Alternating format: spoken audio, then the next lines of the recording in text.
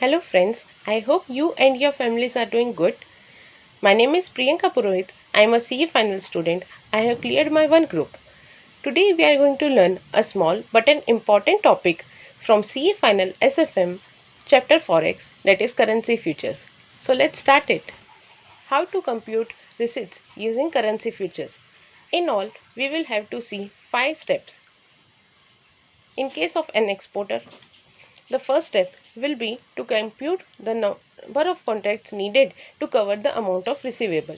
For this, we have to first of all determine the amount receivable, which is again given in the question, divided by the month's currency future dash month's currency future available, the whole divided by the contract size. The step 2 will be to compute the initial margin payable on contracts. The number of contracts will be same as computed in step 1. To that, we will have to multiply the 3 months initial margin, which will again be given in the question. The third step will be the main step. First, we have to compute the receipts. The receipts will be the amount receivable divided by the spot rate available on the due date. The fourth step will be computation of variation margin. The variation margin can be added or subtracted depending on the scenario. In case of profit, it will be added, and in case of loss, it will be deducted. So the profit or loss will be computed as the difference between the currency future which we have purchased and the currency future rate which is applicable on the due date. The difference between these two will be the base for computing whether the variation margin is a profit or a loss. This difference will be then multiplied by the number of contracts and the contract size. Then the whole will be divided by the spot rate on the due date. By this step, we will be converting the variation margin to the spot rate. So this figure will be added or deducted depending upon the scenario. The final step and the fifth step will be computation of the interest cost, which will always be deducted because initial margin we have borrowed it and now we have to repay it. So the interest cost will always be payable. How to compute the interest cost? Interest cost will be the initial margin payable multiplied by the borrowing interest rate for n number of period. This initial margin money payable is same as we have computed in the step 2. By following all these steps, we will get the net receipts using the currency futures. But this is just the concept. To make the concept stronger, we will have to see its applicability in a practical sum. So let's see a practical question from ICA Practice Manual, question number 33. EFD Limited is an export business house. The company prepares invoice in customer's currency. The debtors of US 10 million is due on 1st of April 2015. The market information is at 1st January 2015. That is, from 3 months from today, we have a receivable of 10 million US dollar. So the exchange rates and currency future price is given to us in the question. All the information of 1 month forward or any information regarding 1 month will be not useful for us. It is just to confuse us. We have to just ignore it. We have to just concentrate on the period related to 3 months because the due date is 3 months from now.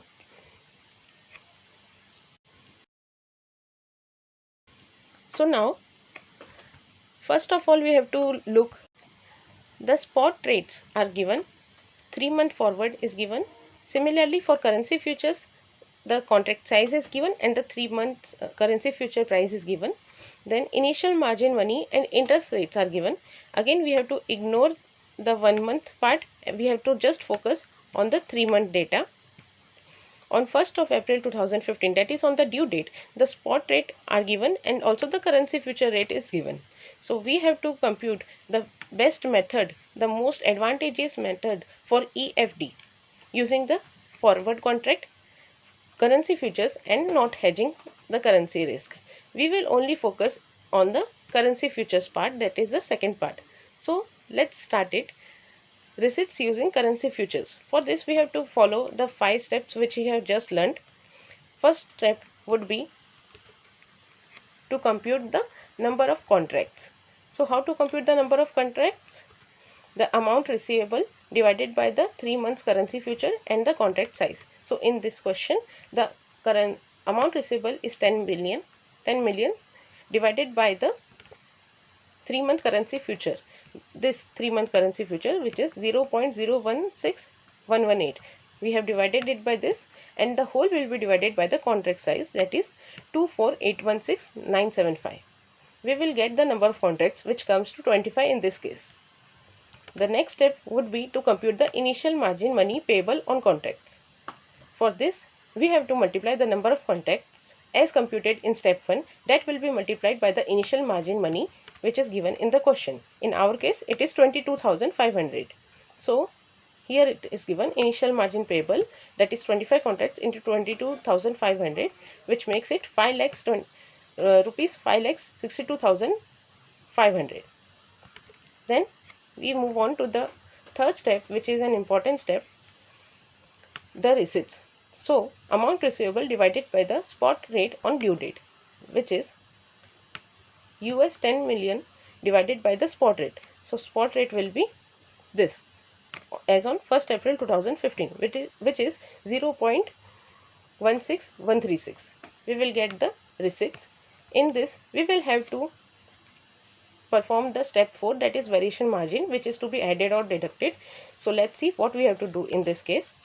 Since the future currency at the price which we have purchased was 0.16118.